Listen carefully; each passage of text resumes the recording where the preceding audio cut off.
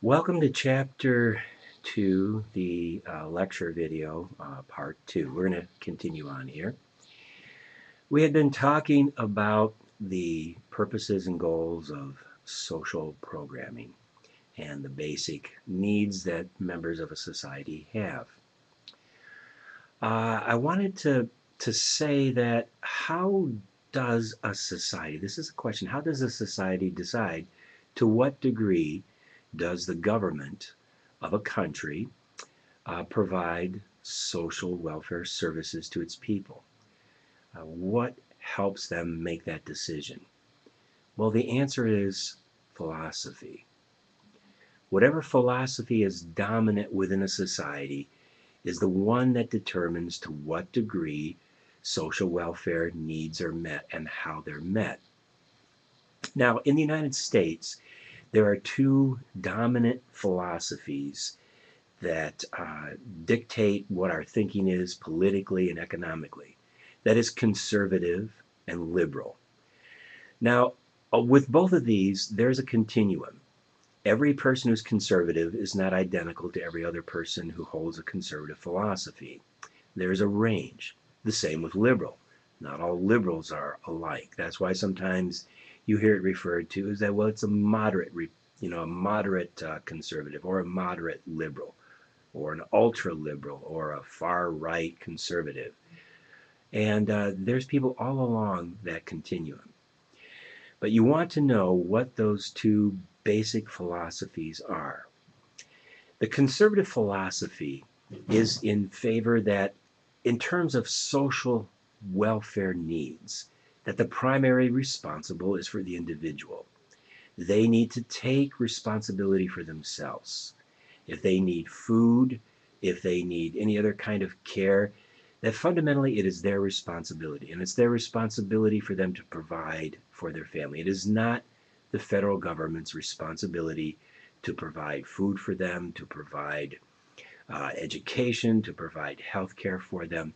So in the strictest or more the ideal sense, the conservative philosophy is for small government, not a lot of regulations, especially on business, an open and free market, and that people as individuals should take care of themselves. Why, as society, should we have to pay for your education?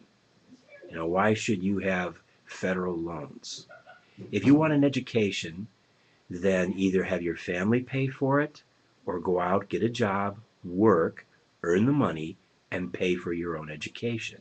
It's not the federal government's responsibility. You want health care? The same type of thing. Pay for it. Go to the market, purchase health care. Earn enough money, work hard.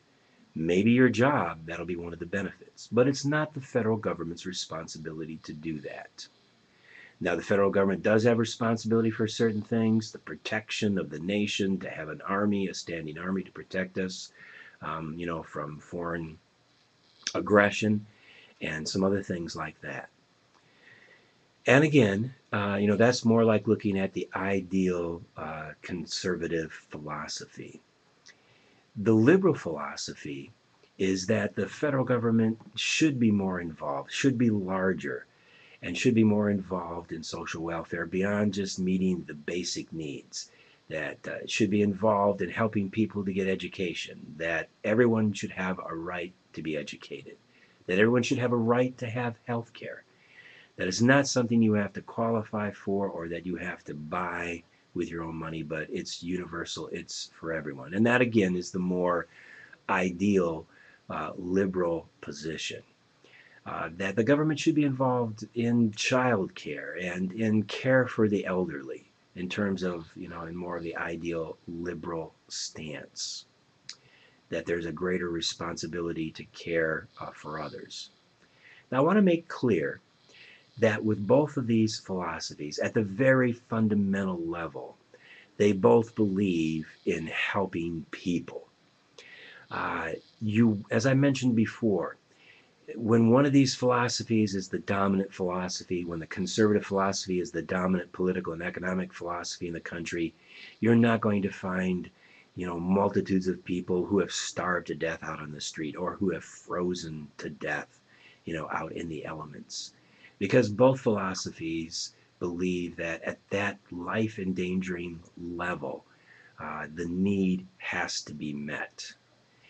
And they both believe that, people's needs should be met, but it's just a matter of how it's gone about and who does it. It's not that one philosophy loves people more. It's not that liberals love people more. It's just a different way of going about having that need met.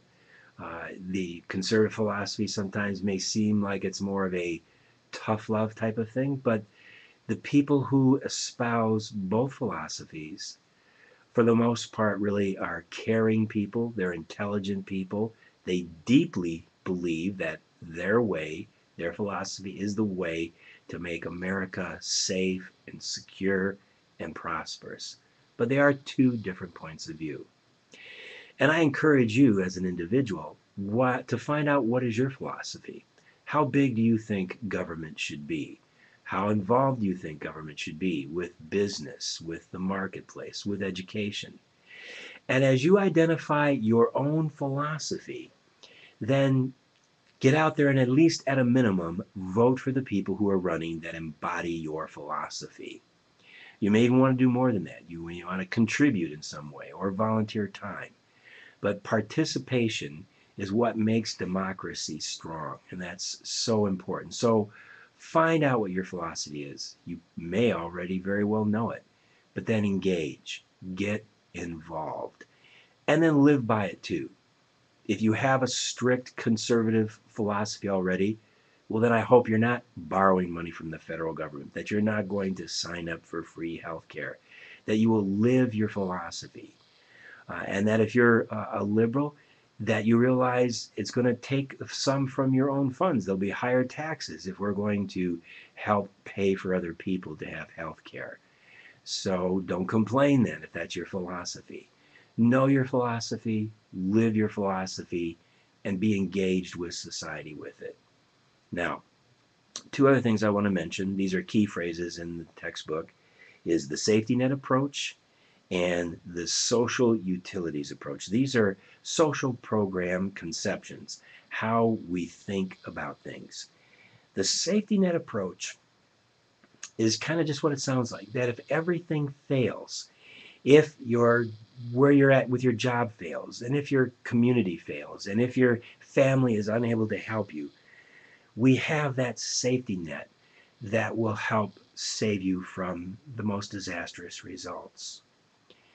Now, there is some things, though, that are kind of a little on the negative side of this, in that there's some stigma attached. There's a stigma of failure.